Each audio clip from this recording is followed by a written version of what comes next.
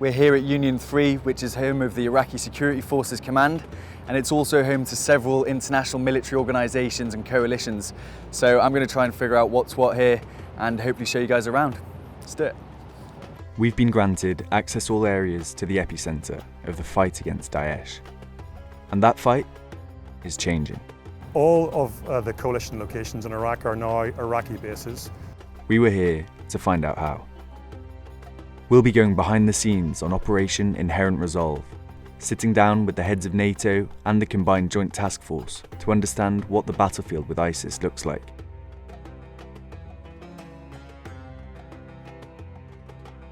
We learn of a complex information war. We're in the info ops business, as it's called. Fought across the media spectrum, fragmented with rocket attacks, drone strikes, and suicide bombs. We're filming in the back end of 2021, and although Daesh has been territorially defeated, for the people of Iraq, a clear and present threat remains.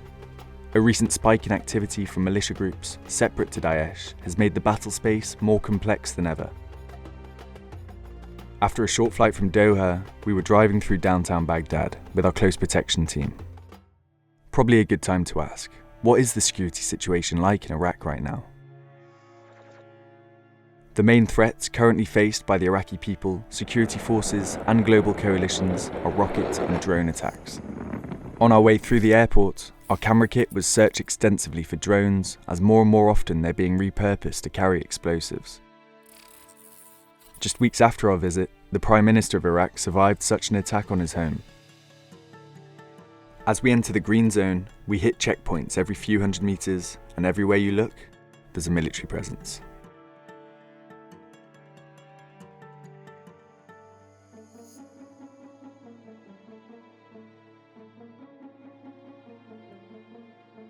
The next day, we arrived at Union 3. We're here in the Iraqi Security Force Joint Operational Command Centre, Iraq. This is the location that commands and controls all Iraqi security forces across federal Iraq. It's also the forward headquarters of the Combined Joint Task Force for Operation Inherent Resolve, which is the 78-nation coalition to maintain the enduring defeat of Daesh. And also on the same location is the NATO mission Iraq. So first, I think it's important to say that Daesh has been territorially and militarily defeated. They've been now driven out into the hinterlands. They are still a clear and present threat to the people of Iraq and in Syria. However, for the coalition forces, there are malign actors present in the battle space. Those actors are known by Prime Minister Kadhimi as outlaw militia groups. They are groups who are attempting to destabilise the security situation here in Iraq. And over the past months and indeed year, they've conducted a number of attacks against coalition forces. The attacks are lethal, they are designed to kill, and they are dangerous. The malign actors the Brigadier is speaking of are likely Iranian-backed militia groups, still reeling from a US-led drone strike that killed Iranian General Qasem Soleimani in 2020. The Biden administration has publicly blamed these militias for the attacks, although rarely does any faction claim responsibility. Add to this a Daesh insurgency with cells across Iraq and Syria, and a population divided on the presence of international militaries, and you begin to get a sense of the complexity of what's going on here. So, who actually is here dealing with all this, and what are they up to? So the coalition supports the Iraqi security forces delivering capabilities that the Iraqis have asked for. 3 capabilities: intelligence, surveillance, reconnaissance assets, joint fires, which is the ability to prosecute targets day or night in all weathers, and then intelligence fusion to be able to help the Iraqis correctly identify where Daesh are located. That's delivered here at the JOC-I by the Military Advisory Group, which is a group of international advisors. They work at the operational level. They help Iraqi generals and senior staff officers coordinate the effects to be able to find and defeat Daesh wherever they're found inside Iraq. The Military Advisory Group is a branch made up of specialist officers from across CJTF. They train Iraqi troops and officials in PSYOPs and information analysis techniques to maintain control of the narrative while advising at an operational level in the prevention and execution of attacks. Roughly speaking, JOCAT is a 20 officers team who are mainly in charge of advising in 8 different war fighting functions. Here I'm the JOCAT team leader. I'm in charge of helping, coaching and elaborating the courses and all the advice that my advisor provide on a daily basis to the Iraqi. We caught up with them as a new cohort of Iraqi troops passed their course. But especially when it comes to information operations, which is our job, it's all about a comprehensive approach. I'm Lieutenant Colonel Peter Jacobs. I'm from the Royal Netherlands Army. I'm an IO advisor here at the Joint Operations Command Advisory Team. I do civil affairs, PSYOPs and public affairs. We are advising Iraqi staff officers, so that's the higher level, or the highest level they have here in Iraq, on an operational level. Over the past few weeks we've given a course that's on behavioral influencing, which sounds pretty PSYOPs-like. It also has target audience analysis in it, and that's a major part of that course. Because if you do proper target audience analysis, you can bring the right message to the right people, the right audience, to be more effective. It works both in public affairs and in civil affairs and also in PSYOPs. And it can also work in a later stage to make operations less kinetic, because through messaging you can really gain a lot more without using too much force. Now, the course itself, the participants were from the ISF, from a number of intelligence organizations, also from the Government of Interior. So it was really a versatile group. It's just a thing that we believe in the comprehensive approach. And this comprehensive approach cannot be dealt with only by the ISF. It has to be done by the entire Iraqi government and all its institutions. Now, with all these people we've taught, the things we've taught them over the past couple of weeks, we'll find each other again in a later stage in this country and work together to handle the problems in a comprehensive way. Then I think we really have made a contribution, and that was what this course was all about. So we just witnessed a graduation ceremony there for some Iraqi troops who have been learning courses from a European delegation from France, Holland, the UK. And it really is a new age of the operation here, where they're really studying information analysis, behavioural sciences, and taking the fight with Daesh away from the battlefield and more into the social influence realm and the information realm. So it's very interesting to see how the mission's changing here. The information environment here in Iraq is very challenging, and Daesh is exploiting some long-held sectarianism and poor economics in order to try and further their very toxic narrative and to try and attack the people of Iraq.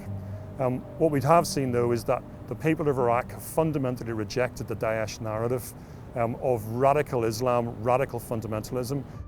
This information space is complex, vast, and has no rulebook. It's a duel between two sides constantly trying to preempt the other's next move while undermining each other's cultural and political legitimacy. Broadcast for all to see on social media. The point is, we're all being influenced to a degree, and if war has moved online, then we all have a portal in our pockets. But when social influence isn't enough, what capabilities are there? All right, so I'm a lieutenant colonel in the French Air Force. I go by Ed, fighter pilot by trade, so this is my nickname, okay? This is what we will work with.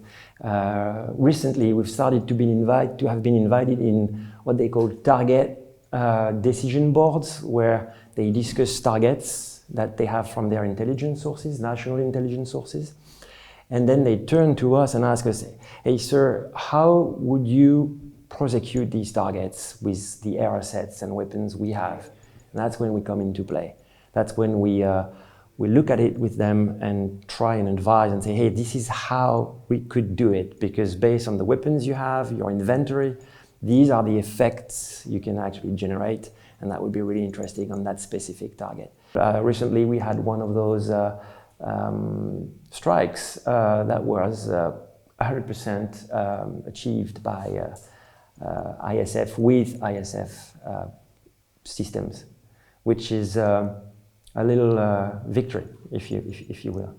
The last thing we want to see is a one-off, okay? We want to initiate a trend. There's plenty of subjects. We talked about that strike, but we also talk about intelligence, surveillance, and reconnaissance, using UAVs or RPAS. So we're trying to make them feel more confident about what they can do without us. And that's the point, because the day they do it without us, we get to go back home, you know, and with their trust. So that's a big deal for the boss. It's not just air capabilities that the MAG advise on. A ground war continues across Iraq and Syria, and officers are on hand to advise the ISF on land operations. Here I am. I am Major Andrea Trevisone. I'm coming from Italy. I'm an infantry mountain trooper. I'm the senior op advisor in the MAG OER. They conduct daily operation against Daesh. Is something that they want to highlight, that they want to push Daesh to remain on this level and to avoid a sort of regeneration about Daesh. Sometimes, especially during the operation, we are too much focused only on a bidimensional view of the operation. Instead, to put inside this mixed bed of operation different culture, different country, different specialization and branches, we can understand and we can see the problems from different aspects. And this could be, for sure, a value for me. So the Iraqi Security Forces, they are now leading the fight against Daesh. It's their troops that are in the field. We have transitioned from a combat mission to an advise and assist mission. And so therefore there are no longer any coalition troops in a combat role here in Iraq. And so we operate through the Military Advisory Group and our Special Operations Advisory Group to advise and assist at the operational level only. And then separate to that, which is, we would say, separate but distinct, is the NATO mission in Iraq. And their role is to deliver security sector reform to the institutional level of the Ministry of Defence and support the Iraqi Security Forces in achieving broader regional stability. Empowering a nation's armed forces is one thing, but we don't have to look far back to see that if the foundations are not laid correctly, it can all come crashing down. Yeah, my name is Michael LOLLESGAARD. I'm a Lieutenant General and I'm currently a commander of the NATO mission in Iraq. We are working very detailed with human resources, with training concepts, with strategy and so on. But we also have the cross-cutting themes, as we said, and I think an important one is women, peace and security, where the gender mainstreaming is very important for us. It is important for us to empower the women also in the organization. So women, peace and security is an important file for us. Building integrity is another one, the anti-corruption. It's not a secret that there's a lot of corruption also inside the armed forces of Iraq. And we have a program called Building Integrity, which we are currently having a good progress in that file. To make these changes that we're doing, changes of mindset, of culture and so on in certain cases, it takes a long time. So we are not like we are thinking, okay, we are creating a lot of effect on the ground. The individual soldier, Iraqi soldier, might not even notice that NMI has been here now, but maybe in 4 to 6 years, when some of the concepts that we are developing now will have the effect also on all soldiers in the Iraqi forces. I believe that's where we are. So we are in for the long haul. NATO is ready to do that, and I think there is a political commitment to stay here as long as the government of Iraq and the Iraqi armed forces are willing to have us. We are happy to stay and to develop slowly and progressing with the agreed objectives that we have with the armed forces. So behind me here is actually Saddam Hussein's old headquarters for his Ba'ath Party regime. It was actually J-dammed by the Americans back in 2003, which is why there's still a significant hole in the roof. But it's now been repurposed by the Iraqis and it now houses the Iraqi Security Forces headquarters. Hopefully we'll get a little look inside. We were sitting down with Major General Tassin Al-Khafaj. He's the Joint Forces spokesman and the Iraqi Ministry of Defence's head of public relations. Formerly a pilot in Saddam's Air Force, his brother was killed by ISIS 5 years ago. Now, he's a man on a mission. My name is Major General Tahsin Al-Qafaji. I am the spokesman from the Coalition Forces and SMS. يعني داعش منظمة إرهابية، وداعش هي إفرازات الإرهاب اللي انتشر في الفترة الأخيرة في كافة دول العالم، وداعش يمثل أخطر مراحل الإرهاب في العالم. يعني بالتأكيد الفائدة الكبيرة من العمل مع التحالف الدولي، أول هذه الأمور هو أولاً رفع قدرات وبناء القوات الأمنية العراقية. هذه القوات الأمنية العراقية بالتأكيد لديها إمكانيات وقدرات مع التحالف الدولي عندما اختلطت بالتأكيد أصبحت ذو إمكانيات وقدرات عالية وخبرة أكبر. أكثر من 70 دولة فيها جيوش مختلفة، لكل جيش إلى إمكانيته وقدرته وخبرته في القتال. عندما تعمل مع القوات الأمنية العراقية هذه الخبرات المجتمعة بالتأكيد راح تخرج بنتيجة أنه القوات الأمنية العراقية استفادت من عدة مدارس قتالية، وهذه المدارس وظفتها لصالحها واستطاعت بتضحياتها وبجهودها من النهوض بالواقع الأمني وكذلك دحر تنظيم داعش الإرهابي، وبذلك أصبحت لديها إمكانيات وقدرات عالية نتيجة لعملها مع المجتمع الدولي أو مع قوات التحالف الدولي.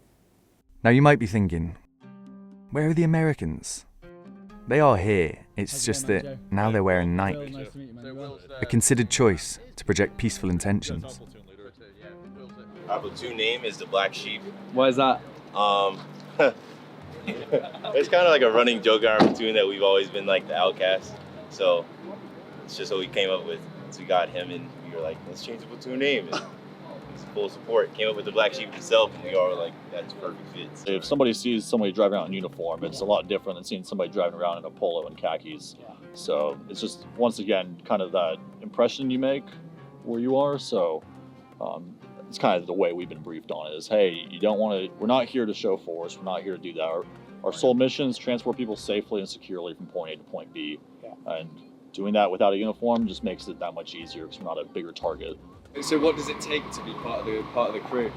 You got to be funny. You got to be able to take a joke and then give it right back to him because you don't want to be that guy who just gets picked on.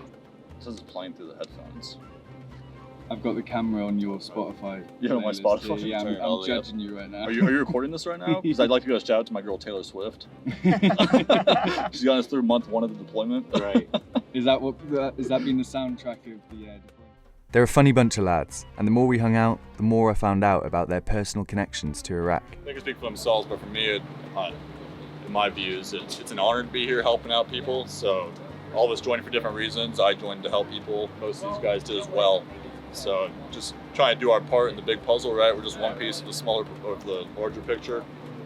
Just doing what we can to help out. So we got told to do this mission, we're going to do it the best we can. So. Nice. And you mentioned that your father had served here previously. Right. Yeah. What's that relationship now like with your dad, knowing that his little boy's out in Iraq? Because obviously he's nervous about it because he came here with a bit of a different mission. But every mission has its importance, right? So everyone has, like I said, everyone has their own piece of the puzzle. And we're all just kind of going towards the bigger picture. So just whatever we can do to make a good impression to help out where we can. That's kind of where we stand on all of it. Yeah. So it's cool to make it kind of a family thing and just both of us having our own different pieces of the puzzle, but still the same puzzle overall. So nice. And if you guys want to speak as to what about yourselves? I know for me, it's like continuing that legacy, like LT said. My dad was here 18 years ago, actually in Fallujah. So it's just getting that experience. That's why I was excited for this deployment to Iraq. Just getting that experience, seeing what it is, seeing what it's like. Although the war has changed over the years, but just being able to step foot on the ground and hear the call for prayer for myself, just seeing what it is, it's pretty big. Pretty cute. It dawns on me that a full generation has passed since the invasion of Iraq in 2003, and the sons of those who fought are now playing their part in its rebuilding. It's hard to imagine what Iraq will look like in another generation's time, but what I do know is that those that I've met while here genuinely want more for the country. I mean, see, personally for me, I would say the most rewarding thing is I grew up in a counterinsurgency environment. I grew up in Northern Ireland. I grew up with soldiers in the streets. I grew up with violence. I grew up seeing the effects of sectarianism. And when you come here to Iraq and you see that the people are rejecting sectarianism, they're rejecting the violence, it's hugely rewarding to see that and to see change. To see the change in Baghdad from whenever I was first here in 2006, to see shops open, to see people enjoying themselves. Because I think it's really important for people to remember that people just want to go to school, people just want to have a job, they just want to see their kids go to education, they just want to live their lives. They don't want to be encumbered by toxic Islam, they don't want to be encumbered by people blowing themselves up, they don't want to be encumbered by helicopters and tanks. We don't have that in our country, and we owe something to give it back to these people. We had something to help them. We've got long relationships with the people of Iraq. We've got long friendships with the people of Iraq. The number of British passport holders that you see here, they're everywhere. People will always come up to you and talk to you about Manchester United, Liverpool, Chelsea. There's even people talk about cricket. So it's something that we should seize. It's our duty to pay it forward to them. And I genuinely take that really seriously. And so do all of the teams that are here as part of the CJTF OIR. That's really humbling. It had been a trip that I won't forget soon. And as we made our way back to the airport, I hope that the next time we come, we don't need a close protection team. Thanks for watching everyone, and if you enjoyed that, then why not get subscribed and turn your notifications on, because we've got plenty more to come. Next time, Darren and I head to Kenya to hang out with 2 rifles.